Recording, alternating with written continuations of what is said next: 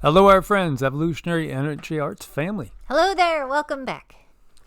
As always, guys, check in daily. Make sure you subscribe with the little bell clicked. Each one of these channels is going to have something different on it. And here we got Mexico. We have birds that started to congregate in the streets. The main theory behind this is that birds sense an environmental crisis is coming. Well, absolutely. Mother Earth is going through a lot of duress right now. And there's so much toxicity and poisoning that the system has brought upon nature. A cleansing is due in so many ways. Mm-hmm. Balancing can happen in really strange ways. It might, if things are really out of balance, and depending how long it's been for things to start being out of balance, well, sometimes when things come into balance, it looks really drastic and can look really nasty and really scary. And unfortunately, things have been thrown so far out of balance, I think it might look a little like that. You know, nature's really going to have to push back hard. But think, just like you and I would fight for our lives if we were diseased, she's going to do the same thing. Absolutely. And this is talking about the 58 million farm-raised birds that are lost in the quote-unquote battle against avian flu. Yeah, well, again, prices of eggs through the roof. Everything is, going up for the most part. There's a high inflationary push definitely on the food and the energy sector. And you can see the sheer numbers of them that have been culled. Massive amounts. It's sad. It is a loss of life and, of course, a loss of a food source for many. And yet another explosion, giant explosion, oil facility, Veracruz, Mexico. As we can see multiple pictures of this one, yet another. All around the globe, we find a strange series of coincidences. Sure. It's just coincidence. Yeah. Toxic water from the Ohio train derailment arrived in Harris County, Texas, Houston area. What are they going to do with it? They're going to put it deep into the ground. Yes, I heard that. I hear a bunch of people saying, "What are those guys, idiots?" Yeah, this is the system in place. Thursday night, Harris County Judge Lena Hidalgo gave an update on the Houston-bound shipments of wastewater used to combat fires, fighting that disastrous train derailment outside East Palestine, Ohio this month. Earlier in the day, Hidalgo addressed the potential shipment of such materials to Texas Molecular, a sewage treatment facility located in Deer Park. Deer Park, is that good water? I don't know. Do you want to have anything to do with that water? Water, George. That ain't water. It's glowing. It's green, George. It's not a good color for water. Now you say it better than I do with that type.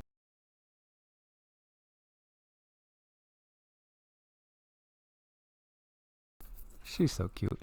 Anyway, yeah, it's going to Texas Molecular. It's getting driven, they say, thousands of feet down into the water table. It'll be below the aquifer. Don't you worry. It's not going to come through your tap. Yeah, tell us another one.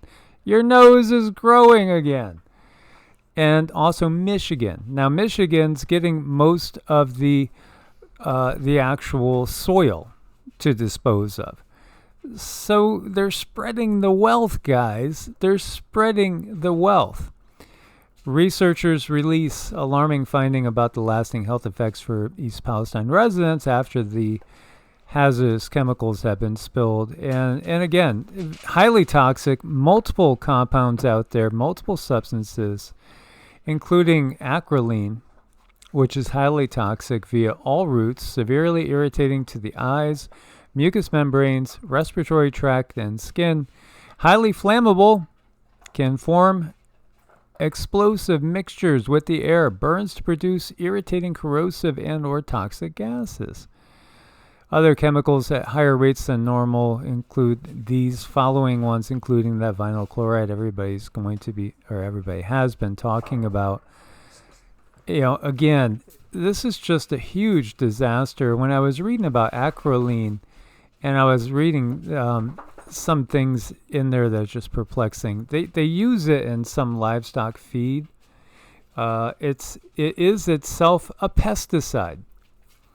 They'll also use it in irrigation canals, water supplies, to control underwater plant algae and slime growth. Again, they control things like that with substances that are toxic to us. There's a reason why people don't live too long in a Kali Yuga.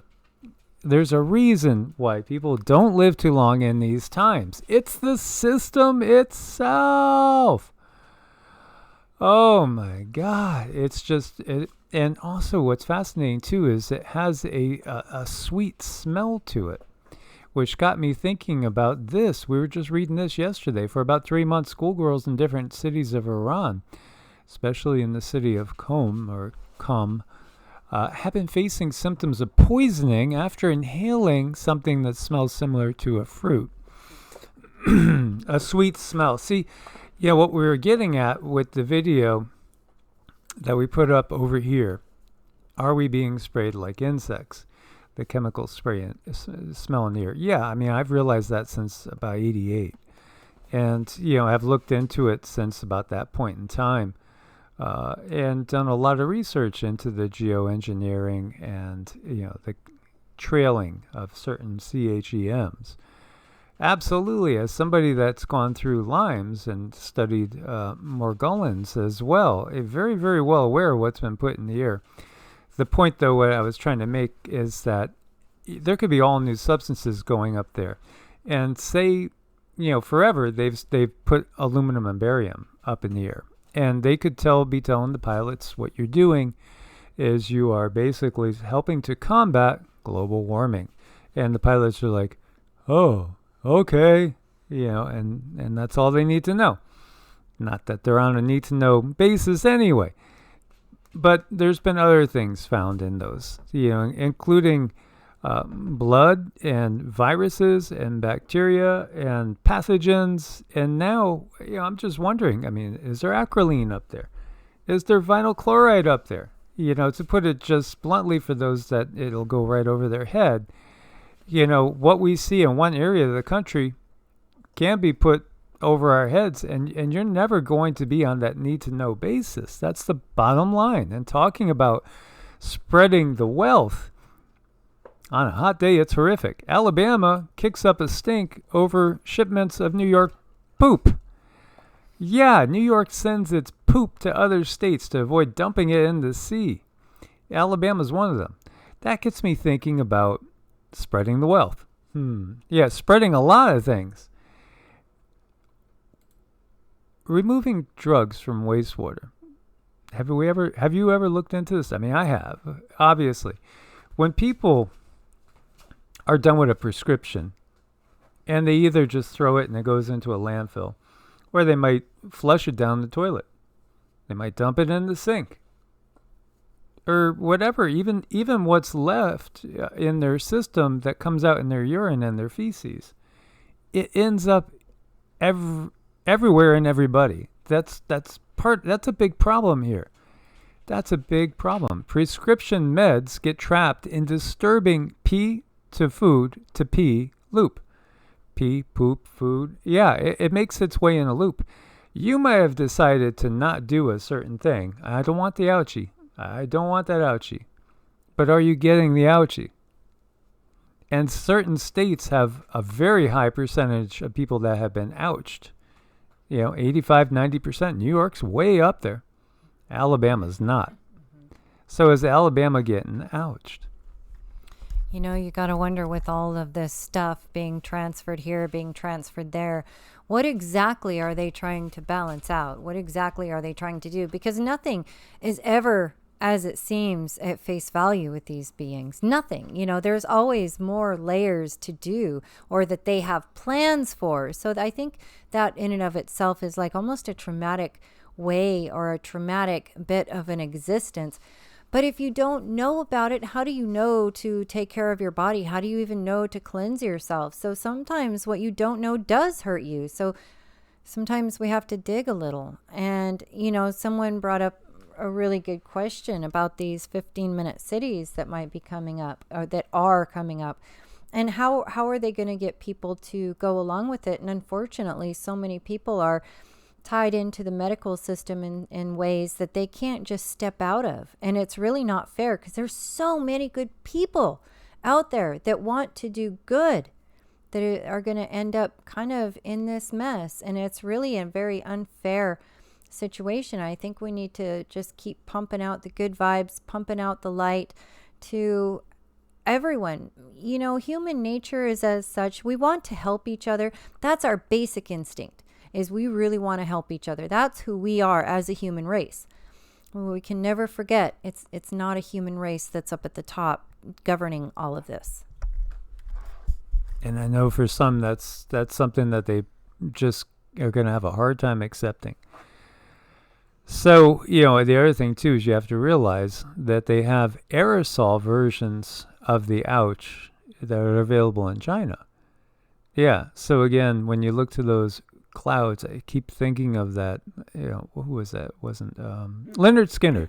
Ooh, that smell. Can you smell that smell?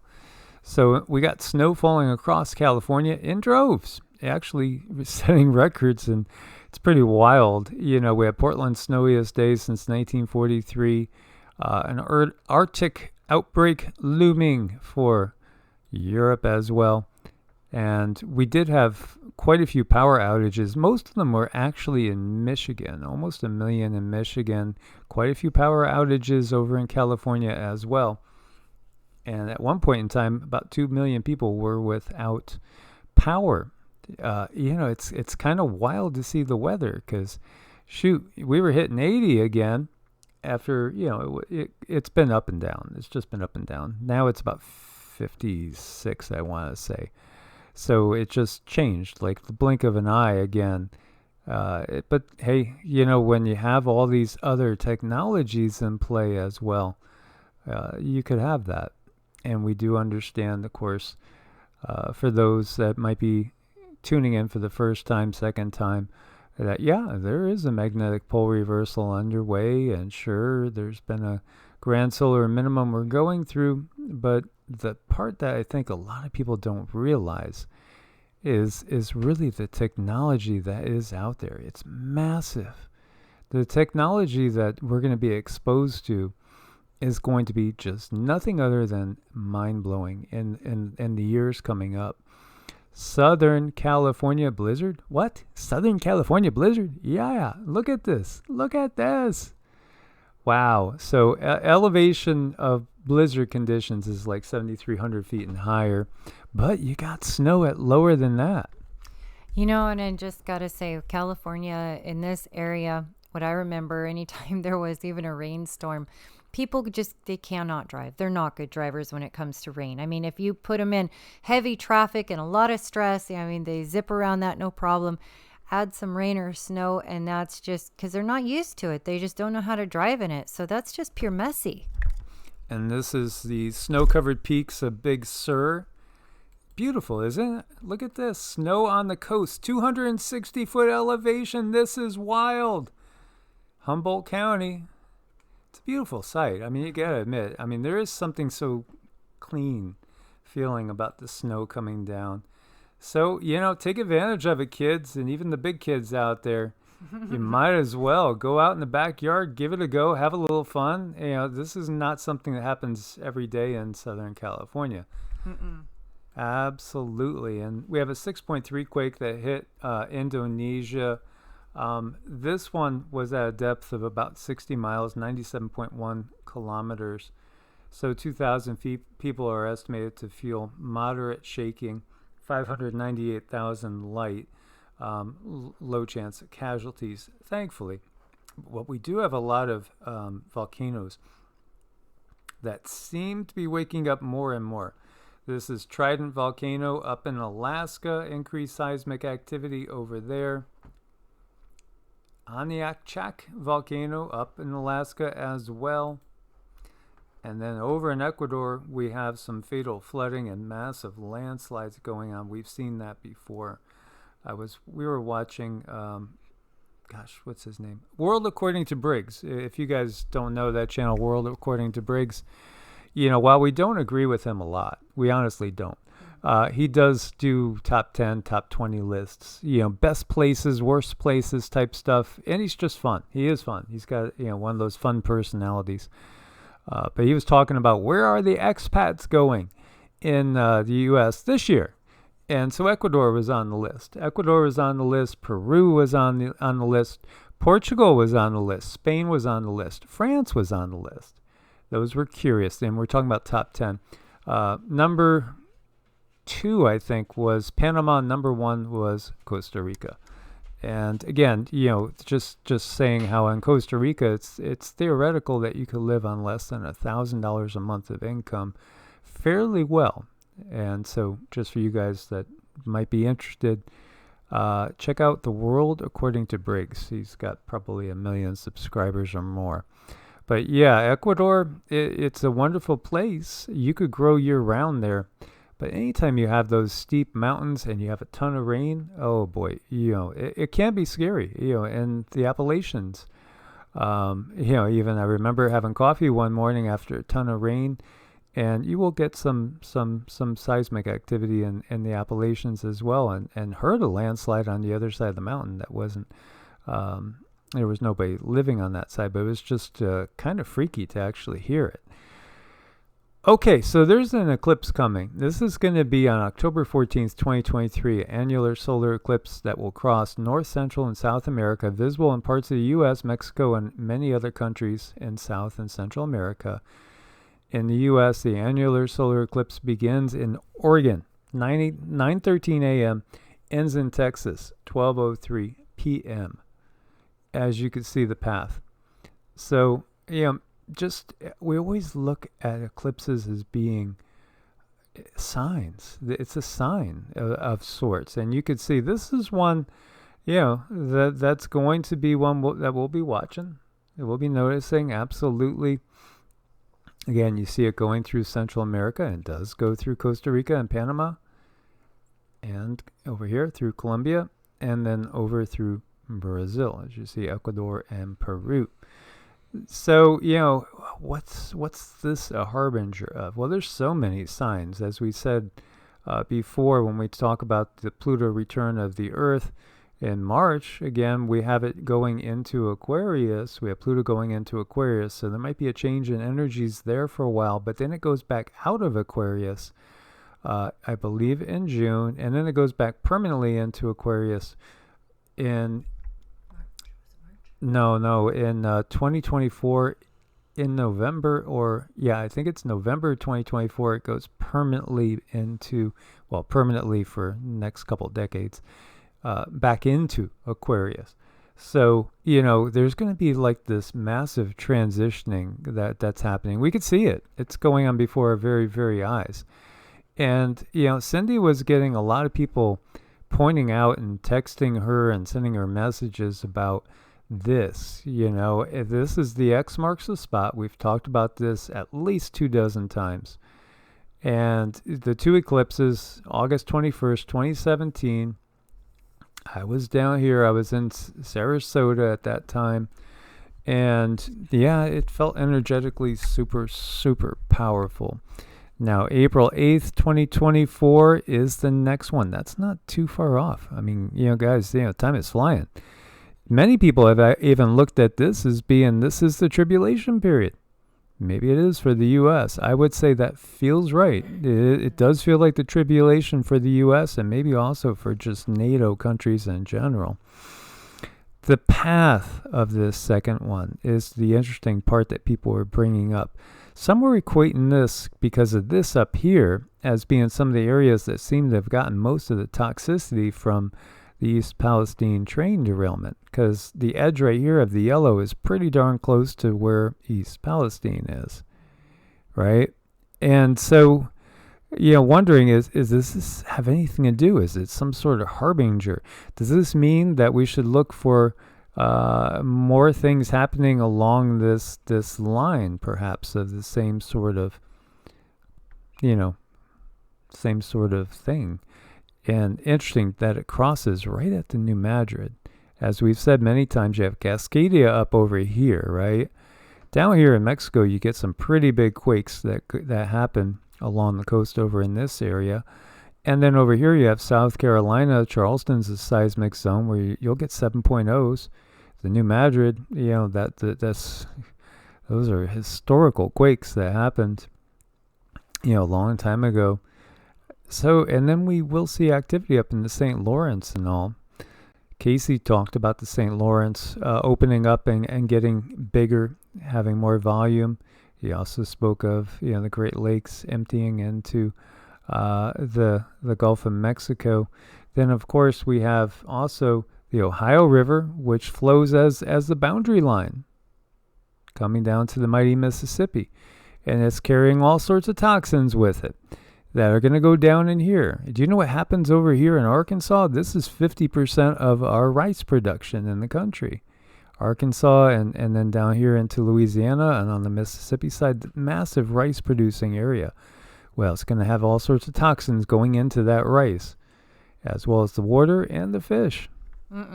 Is it too far-fetched? Well, they prove themselves to have the ability to do things and then direct things where they're most advantageous. And I've heard from a couple of sources that some people are saying that this is like just earth changes, but I find it to be far more directed than that. Could Earth be having some changes?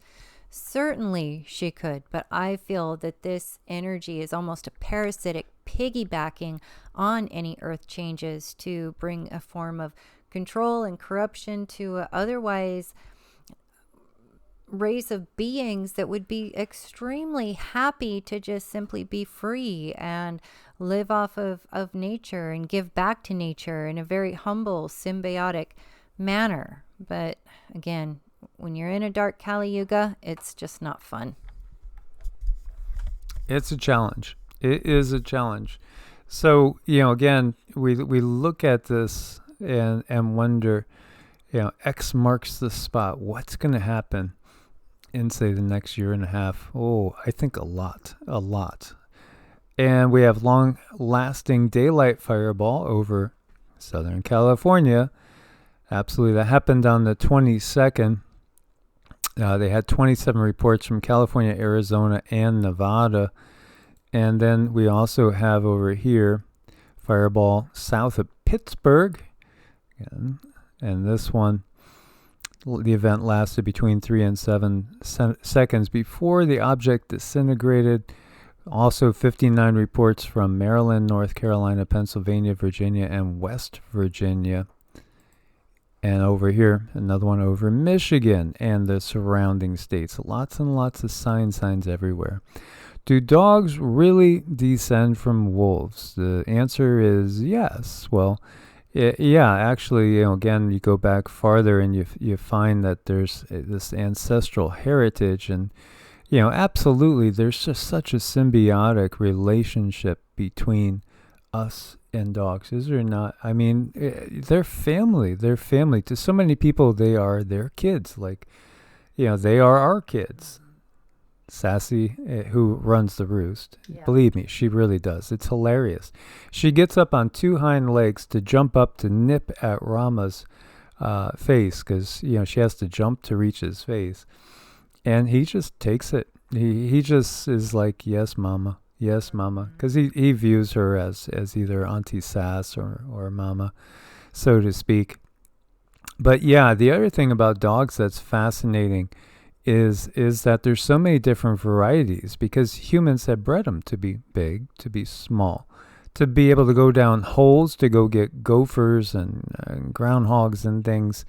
There's so many specialized versions of dogs, all shapes and all sizes, yet they can actually literally all interbreed, which is crazy. It's absolutely crazy, to think of that. When you think of a Chihuahua or a Dachshund, could breed with a Great Dane or a Great Pyrenees. I mean, it literally, even though they might look so different, they could interbreed. And it's the same thing with humans. We can all interbreed. Now again, of course, sperm counts in decline, fertility declining. Yeah, we understand all that. But just saying different humanoid species can interbreed. And again, we have pygmies on this planet that are 3 feet tall, 3.5 feet tall. We've seen humanoid beings like the little hobbit-like beings that were living over in Lanka and some other areas. And then we've seen gigantic beings too. And when we look at some of the doorways that are out there in some of our fancy cathedrals, you got to be thinking they're making these doorways for beings 30 feet tall. And yet, we're told from these stories, not just the Bible, of interbreeding between different species. Again, it's the bigger picture of the history is something that, in many cases we probably won't know until we are out of the body, and then we'll be like, aha, wow. But it's fascinating how we see these same numbers that are always coming up, because we do see, like with humans, again, we've been around for a long time, humanoid beings. And then we get to this time period about 11,700 years ago, 12,000 years ago, Younger Dryas event. Almost everything got wiped out. I mean, so much got wiped out in that extinction. And it's the same thing with the canine populations as well. So it's just fascinating to see the interconnection. And it was also fascinating for us ourselves, because we actually saw some wolves in broad daylight cross on the path in front of us. And that was shocking, because I know there's wolves in the area, but, they're not normally seen. And they crossed right in front of us. And I was so proud of R2, because... Rama saw them right when I saw them, and he went to go booking after them, but yelled, and he just stopped and came right back to me, and Sita came right back. Sita's a little bit more, she's easier to get to come back, because Rama's got the testosterone flowing through his 13-month-old body. Yeah, and raising the pups, I just really want to stress you guys that recall that I've learned to do, so critical and so important, because I think a lot of dogs, because he leaped, these wolves turned around, they went running off, and I don't know if Rama wasn't so good, and if we hadn't worked so hard on the recall, he might have just kept going and chasing after him. And you know what happens then? Well, they could lure your dog out and kill your dog. So whether it be a rabbit, a cat, anything, the pups need to come home. And this has been practiced since day one. And boy, did it pay off. We were so proud of him. Yeah, absolutely. We take these loud whistles with us that are really loud. As well. When they hear the whistle, if they get out of sight, we do the whistle. They always come, and they still come to our call as well. But it was just so surprising. I've never seen wolves out in broad daylight before, so that was a new one. We did in New Mexico.